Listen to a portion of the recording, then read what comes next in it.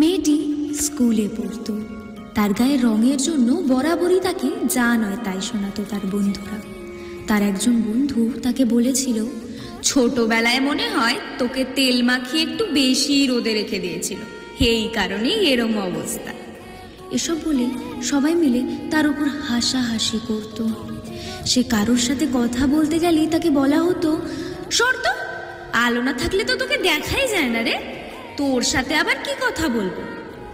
অনেক অপমান সহ্য করেও সে কোনো দিন কাউকে কিচ্ছু বলেনি। তার যাকে পছন্দ ছিল সেও তাকে অপমান করে বলেছিল, যা যা যা গিয়ে ফেয়ার অ্যান্ড লাভলি মাখ, তাতে যদি তোর মুখটা একটু দেখা যায়। আসলে আমরা যারা কালো তারা জানি লোকসমাজে আজও কত কালো মানুষকে সর্বক্ষণ অপমানিত হতে হয়। একটা কথা মাথায় রেখো, তুমি যেমন কালো তেমনি কৃষ্ণ আর কালিমাও কালো, তাই কালো বলে কাউকে অপমান করো না।